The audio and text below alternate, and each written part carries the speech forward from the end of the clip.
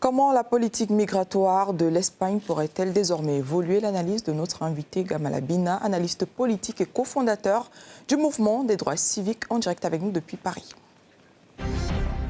Gamala Bina, bonsoir. Selon vous, quel sera l'impact de la crise migratoire à Ceuta sur la future politique migratoire de l'Espagne et de l'Union européenne? Alors je dirais que par rapport à l'Espagne, il n'y aura pas de changement majeur. Les Espagnols ont déjà régularisé des milliers de travailleurs. Là, je crois 200 000 si je ne me trompe pas, c'est un chiffre très important, parce que l'Espagne est en pleine croissance, tout comme l'Italie d'ailleurs. C'est de l'ironie du sort qui elle-même semble s'insurger contre ce qui s'est passé, alors que l'Italie a régularisé pour des besoins économiques évidents, pour alimenter ses usines, des travailleurs étrangers. La problématique qui se pose, c'est l'idée de se dire qu'il y aurait une sorte d'invasion migratoire qui arriverait sur l'Europe, oubliant par là même, et c'est très malsain d'ailleurs là-dessus, oubliant par là même que Ceuta et Melilla sont deux des territoires occupés par l'Espagne au Maroc. Ils sont au Maroc. Ce sont des enclaves qui sont au Maroc, qui appartenaient au départ à l'origine aux Portugais, puis aux Espagnols, qui n'ont toujours pas rétrocédé, alors que l'idéal ce serait que ce soit rétrocédé. Donc on a l'impression que c'est une invasion migratoire. J'ai vu des images extrêmement choquantes d'ailleurs de la part de certains extrêmes droites européens ou américains qui ont montré des séquences de zombies comme ça qui tomberaient sur le territoire européen comme s'ils avaient des dingues en face d'eux. Et ça donne l'impression qu'il y a la forteresse Europe est aux prises avec une invasion migratoire dangereuse. Alors ce qui se passe, c'est que c'est vrai que le chiffre est important, 60 000 personnes, on doit s'interroger sur ce chiffre. Mais les mesures qu'on voudrait prendre contre l'Espagne, c'est déjà très anti-européen de faire ça, par rapport à Schengen, et puis surtout ces mesures de rétention, comme si l'Espagne était responsable du fait qu'on ait forcé des portes sur un territoire marocain, avec deux villes qui sont au Maroc, je le rappelle, ça n'a pas de sens. C'est juste une façon de faire monter l'extrême droite, de faire monter un discours raciste, ethno-racialiste, violent, anti-immigration africaine, il faut le préciser, parce que les Ukrainiens, ça les dérangeait moins, manifestement, et c'est quelque chose qu'on doit dénoncer. Donc je pense que l'Espagne mérite d'être soutenue. Je pense que le Maroc a une part de responsabilité non négligeable. Je parle de l'État marocain parce qu'effectivement la population vit difficilement. Il y a beaucoup de pauvres au Maroc et que le fait de voir une ville entière arriver, c'est 60 000 personnes. Vous vous rendez compte, c'est une ville moyenne.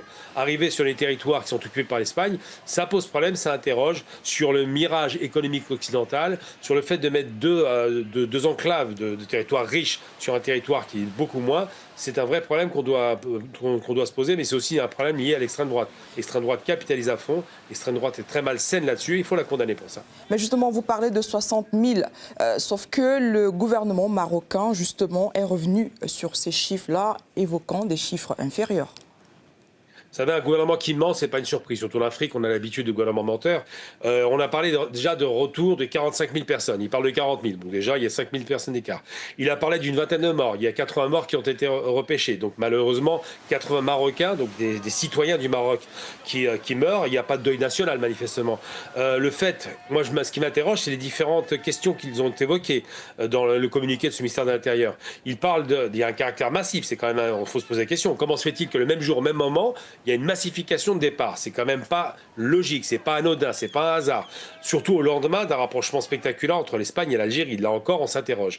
Mais je dirais que ce qu'il prétend comme excuse qu'il veut trouver, parce que le problème de l'économie, ça ne les intéresse pas. Ce n'est pas le problème de 50% de jeunes qui ne travaillent pas, de diplômés qui ne travaillent pas. La génération Z qui a manifesté, on la met de côté. Les subsahariens qui ont été tués quand ils voulaient franchir la frontière, on les met de côté. Tout ça, on oublie. On parle de quoi? On parle de problématiques liées, soi-disant, à l'Internet. On comprend très bien qui est cible avec ça. Il parle de l'Algérie, évidemment, voulant faire croire que l'Algérie aura un rôle à jouer là-dedans, ce qui est faux. Ensuite, il parle effectivement de traite d'êtres humains. On se demande comment on a pu traiter les êtres humains, puisqu'il n'y a pas de passage. C'est du direct, je veux dire, un petit bateau, on passe par le mur, il n'y a pas de traite humaine, donc ça c'est fantaisiste. Et surtout la réforme qui a été conduite par le Parlement espagnol du droit des réfugiés par rapport au passage en mer, ce qui fait d'ailleurs, ça explique pourquoi ils sont souvent passés par la mer.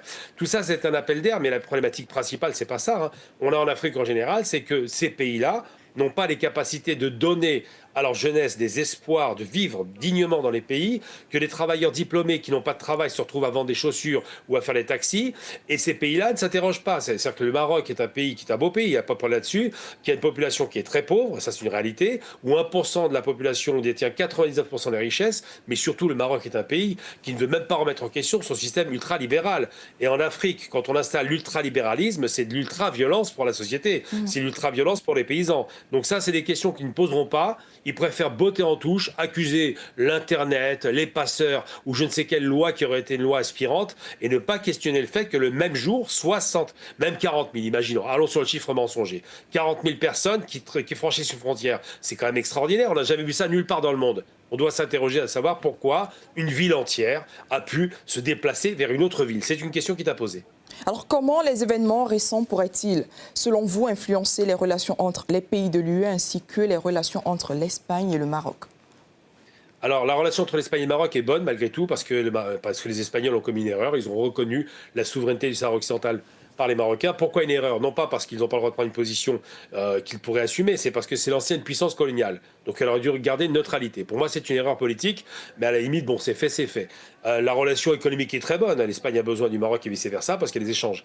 En revanche, ce qui est beaucoup plus malsain, c'est la relation entre l'Espagne et l'extrême droite européenne, et certains courant qui s'extrême droitise, l'hypocrisie par exemple de Madame Nelodi qui va condamner l'invasion migratoire mais qui va régulariser chez elle des immigrés, parce qu'elle en a besoin évidemment, cette fronde comme ça qu'on entend dans tous les courants d'extrême droite comme la France par exemple ou le Front National, enfin l'ex-Front National, le Rassemblement National s'en donne à cœur joie parce que ça aide de l'immigré et nourrit toute sa politique, et bien ça c'est une question qui se pose. On a une Europe qui est maintenant scindée en deux, une Europe de gauche qui est plutôt ouverte, plutôt progressiste, qui a compris qu'il fallait des travailleurs pour développer l'économie, et ça lui profite d'ailleurs en Espagne, hein, 4% de croissance.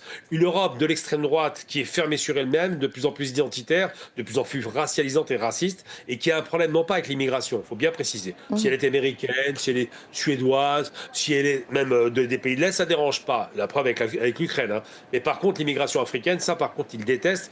Et c'est cette Europe raciste qu'il faut dénoncer. Je le dis, là je parle comme quelqu'un qui en parle personnellement, puisque je fais partie de cette immigration. Ces gens sont des racistes, des fascistes qui ne veulent pas d'immigrés, qui veulent une Europe blanche, catholique, chrétienne. Et bien ça, c'est quelque chose qui va poser problème à l'avenir, parce qu'effectivement, une Europe blanche, catholique, chrétienne, ça a donné le nazisme. Merci pour votre analyse, Gamal Abina. Je le rappelle, vous êtes analyste politique et cofondateur du mouvement des droits civiques. Vous étiez avec nous en direct depuis Paris.